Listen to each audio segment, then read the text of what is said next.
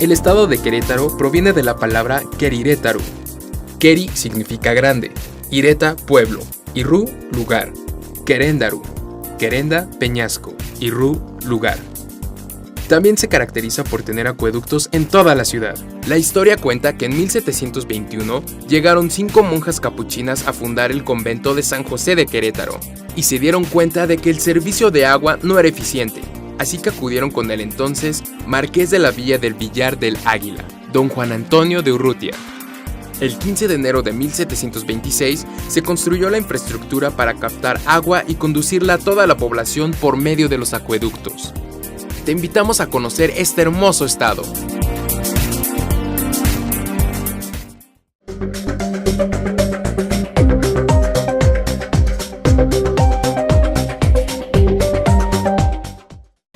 Hola amigos, mi nombre es Diana González y me encuentro en la Universidad Autónoma del Estado de Querétaro. El objetivo es entrevistar a un especialista en el tema de inundaciones.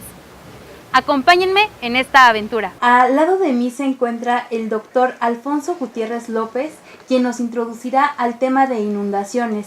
Doctor, bienvenido al canal de Agua Simple. Gracias Diana, te agradezco mucho la invitación. Muchas gracias. ¿Le parece si empezamos? Es un gusto recibirte aquí en el Centro de Investigaciones del Agua. Nos encontramos en el Laboratorio de Hidráulica, es el laboratorio de la Facultad de Ingeniería.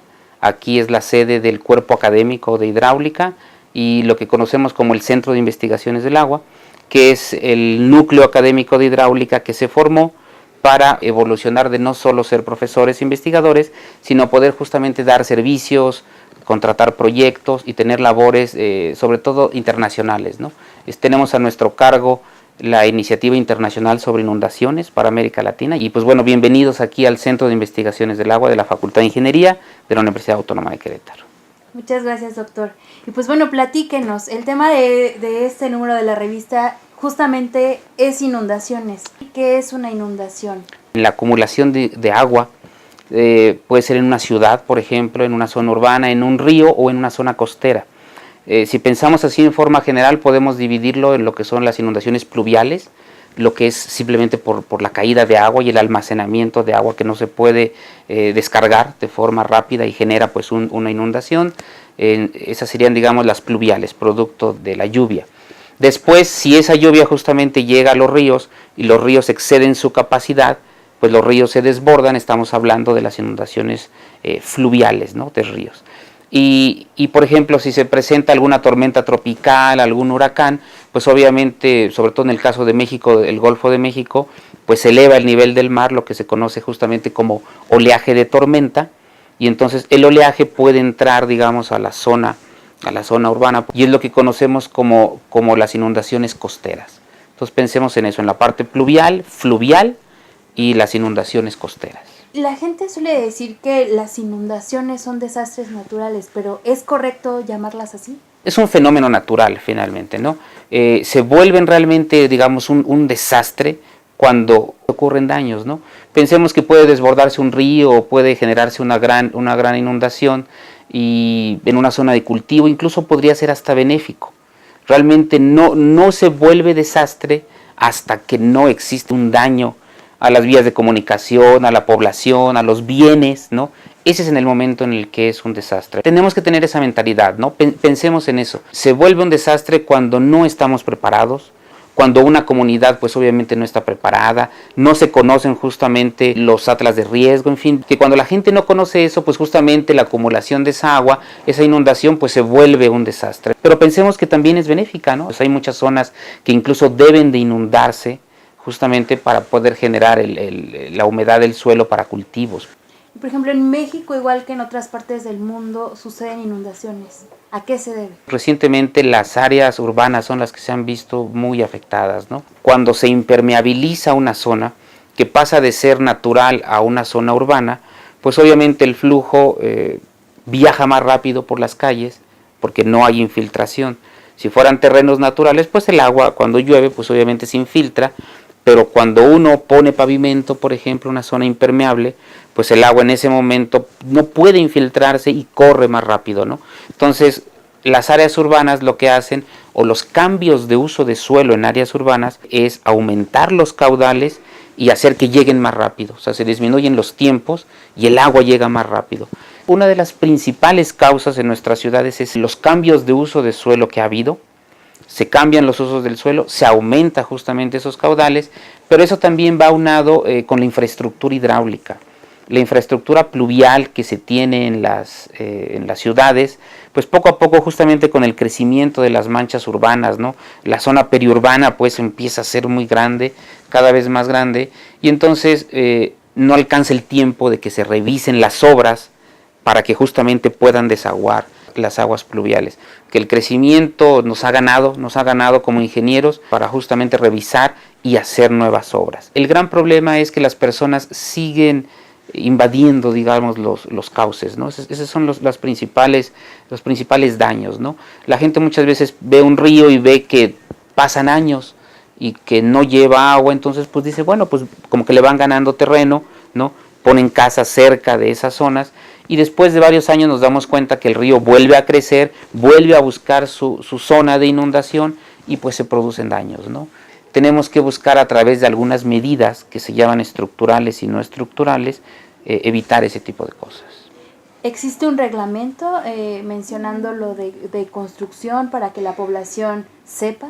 No tal como reglamento, pero la Comisión Nacional del Agua sobre todo y el INTA obviamente han trabajado mucho en eso, ¿no? Está la parte de la Ley de Aguas donde sí nos dice cuál es la zona federal que tenemos que respetar. Y la Conagua emite justamente sus lineamientos, sus dictámenes enfocados en una zona de protección entre 100 y 500 años de periodo de retorno. El periodo de retorno es el tiempo en el que un evento puede volver a ocurrir con esa magnitud. Entonces, la Comisión Nacional del Agua pide que se hagan esos cálculos justamente para delimitar las zonas anchas, digamos, de los ríos, ¿no? Y hay mucha documentación, hay mucho trabajo. Yo creo que México es de los países que tiene, digamos, la mejor normativa en ese tema, ¿no? Tuve la oportunidad de trabajar con ellos sobre seguridad de presas, por ejemplo, ¿no? Entonces México es de los países que en materia de infraestructura hidráulica, de diseño de obras, estamos, diría yo, a la vanguardia en América Latina. Como población y como jóvenes, ¿qué acciones podemos empezar a hacer para poder evitar las inundaciones? Primero, cuidar la cuestión de la basura, ¿no? La basura en las calles es terrible. Uno pensaría que no afecta, pero realmente sí afecta. El hecho de que antes de la temporada de lluvia las coladeras estén tapadas o que los cauces tengan sus áreas hidráulicas reducidas justamente por la cantidad de basura, afecta en gran forma. Tienen que observar su entorno. Si nosotros sabemos o vivimos cerca de algún dren que sabemos que normalmente se desborda, que normalmente produce daños, tenemos que estar alerta. Los municipios y el Estado están obligados a tener un atlas de riesgo donde realmente está el mapa de las zonas críticas por inundación.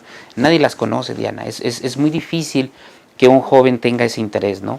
Y para lo cual yo los invitaría a un grupo así de jóvenes entusiastas que estuvieran pidiendo a las autoridades y que tuvieran y que se conocieran los atlas de riesgo. Tenemos que conocer dónde vivimos, dónde está el riesgo y algo muy importante, tenemos que conocer el fenómeno, tenemos que saber por qué se produce, o sea, si es una lluvia, que sepan cuál es la época de huracanes, por ejemplo, cuando vienen las tormentas invernales. Los chicos deben de saber eso. No podemos realmente pretender que se hable de cambio climático y que los chicos realmente puedan hacer una prevención si no conocen su entorno, si no conocen el fenómeno y otra cosa muy importante, medir. Cómo se mide la lluvia, dónde se mide, ¿no? Cómo se toman los datos, cómo se transmiten. Eso es muy importante, ¿no? No sé si incluso si conozcan, hay páginas de internet, o al menos aquí en Querétaro, tenemos una página donde la población entra y ve el monitoreo de 40 estaciones a tiempo real. Y en época de lluvia tenemos semáforos con colores que los niños, los jóvenes ya están acostumbrados, que saben si está lloviendo muy fuerte en el norte o en el sur, porque están los colores. Necesitamos inculcar eso, la medición de los fenómenos hidrometeorológicos, sobre todo si nos afectan. Yo creo que eso, Diana, es muy, muy importante para que los jóvenes empiecen realmente a hacer trabajos de prevención y disminuir realmente los daños, ¿no? Y hablando un poco de ese interés a los jóvenes, Usted platíquenos, ¿cómo fue su experiencia, alguna vivencia, anécdota de niño para dedicarse a las inundaciones? Sí fue. Mi papá es jubilado del Instituto de Ingeniería de la UNAM. Entonces, cuando yo era chico, en verano, pues me mandaban con él, ¿no? Me mandaban con él y literalmente andaba yo, así como luego anda mi hija aquí en el laboratorio, pues andaba viendo todo y los modelos. Y me acuerdo que me pusieron en un modelo, estaban probando el vertedor de una presa. Entonces tenían un modelo así reducido donde estaban probando eso. Y me acuerdo que el maestro Víctor Franco del Instituto de Ingeniería me decía así literal, Ponchito, dice, ven, ayúdame, ¿no? Ayúdame. Y me ponía pues ahí en los modelos y yo veía correr el agua y le ayudaba yo a abrir las compuertas. Pero comenta mi papá que yo le dije alguna vez, oye papá, ¿qué tengo que hacer para ser como el ingeniero Víctor Franco? Y me dijo mi papá muy serio, me dijo, si quieres ser como el ingeniero Víctor Franco, tienes que ser ingeniero civil, tienes que estudiar una maestría en hidráulica y también un doctorado. Me acuerdo que me dijo eso. Entonces, ¿cuántos años habré tenido? ¿Qué te gusta? ¿Unos 13 años? 12, 13 años yo creo.